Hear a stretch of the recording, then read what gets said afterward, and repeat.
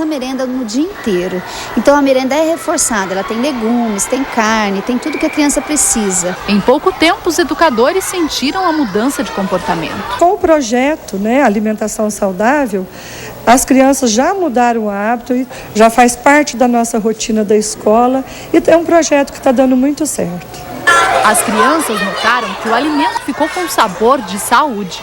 Ficou muito boa, que está servindo coisa que tem mais saúde, que não faz mal para a nossa saúde.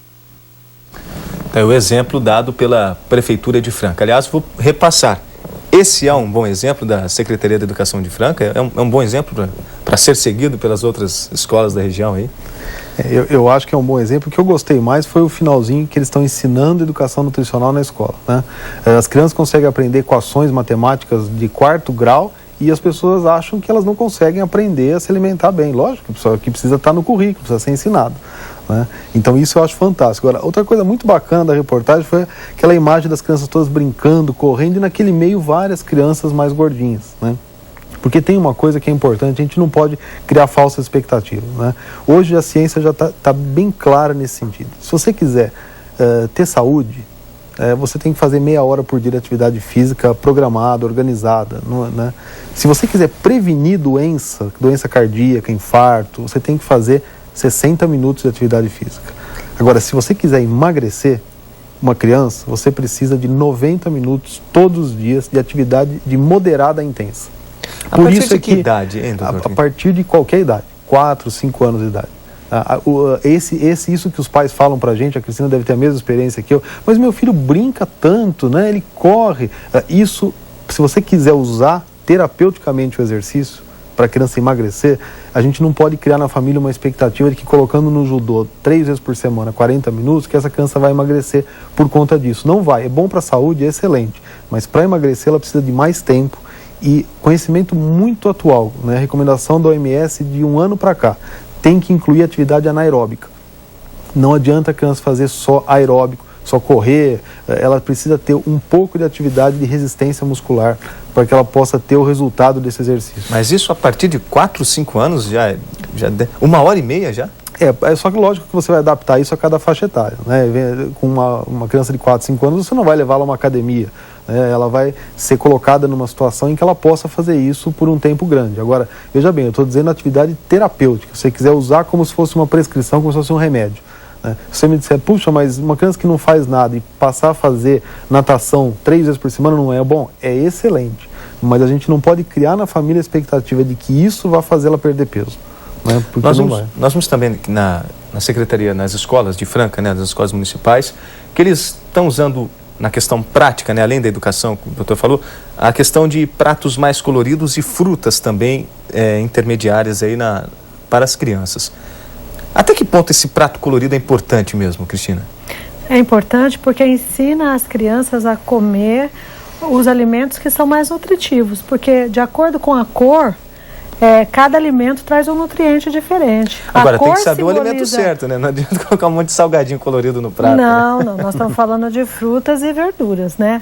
Agora, a Prefeitura de Ribeirão, as escolas municipais de Ribeirão têm uma merenda muito boa, riquíssima em frutas, e agora uma novidade recente que eu soube hoje é que eles estão colocando até peixe na merenda. Conseguiram um fornecedor que consegue entregar os peixes para todos. Então, assim, isso é educar a criança. Quando nós oferecemos à criança a possibilidade de experimentar isso que às vezes ela não tem em casa, ela está aprendendo, ela está lidando com esse novo paladar. Isso é fundamental, né? É desenvolvimento do hábito. Que é muito importante para a sequência da vida toda, né? Nós vamos para mais um último intervalo, rápido intervalo, e na volta vamos falar sobre o tratamento para as crianças com obesidade. Nós voltamos já.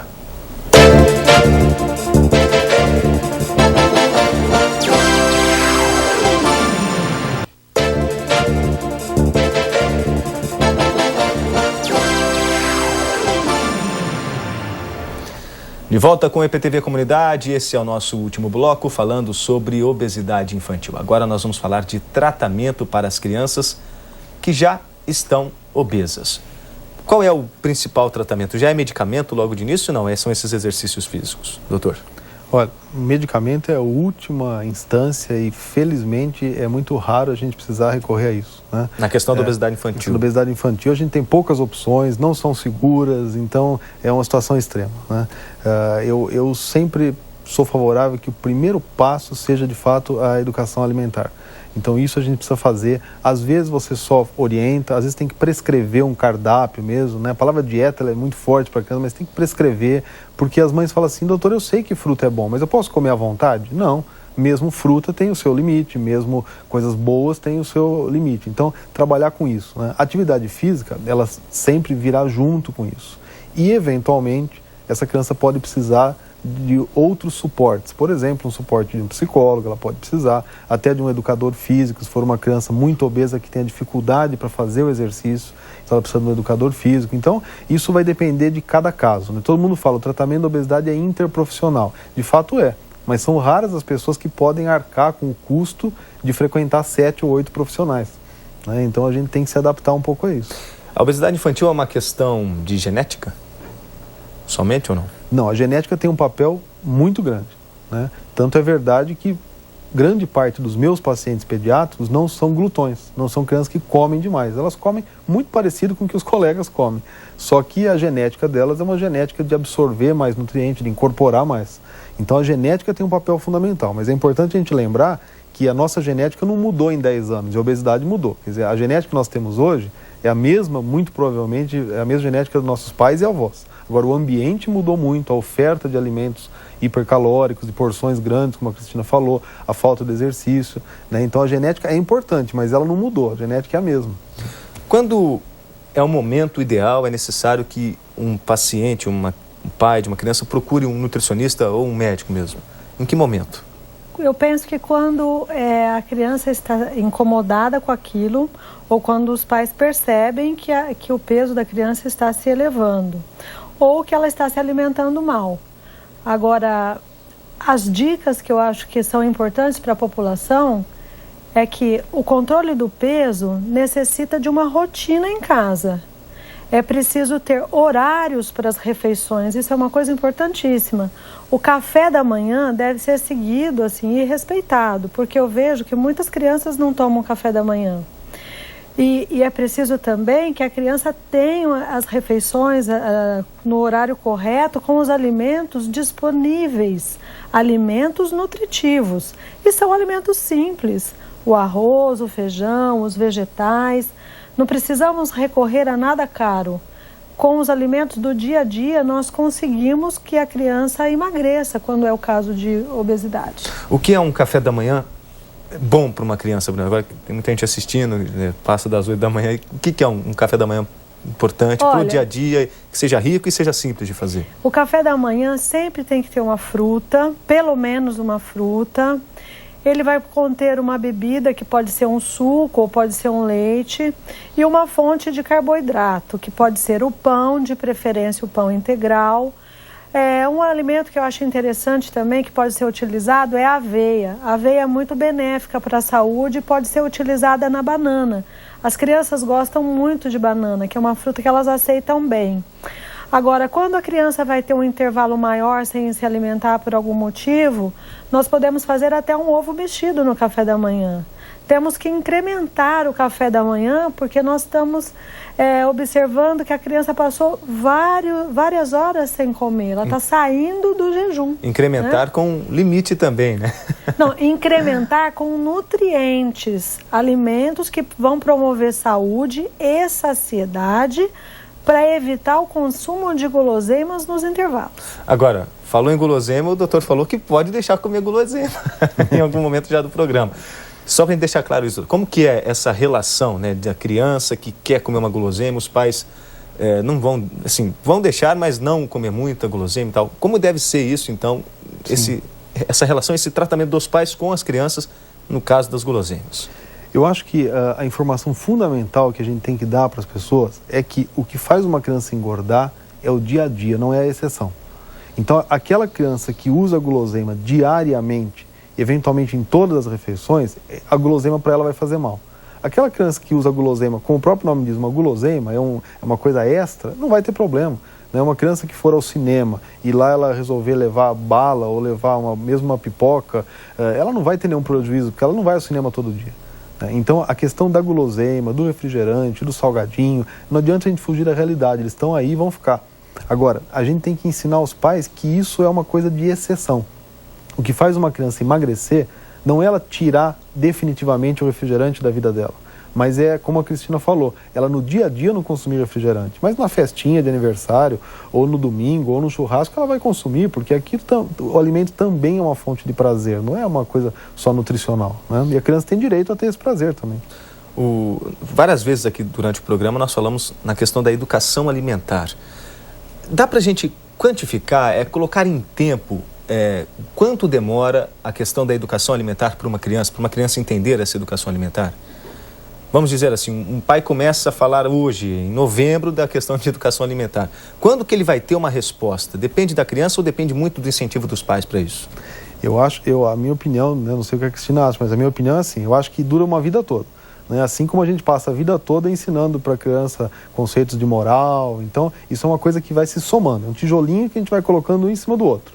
Agora, o exemplo dos pais tem um impacto enorme. Aquela história de falar assim, doutor, eu dou salada para ele, sim, como o senhor mandou, mas o senhor come? Não, eu não como salada na minha casa. A criança não vai aprender, não vai. Então a imitação é uma das técnicas que a criança usa para aprender tudo na vida, inclusive a comer bem. A Cristina está concordando, é isso mesmo, seguir os passos dos pais.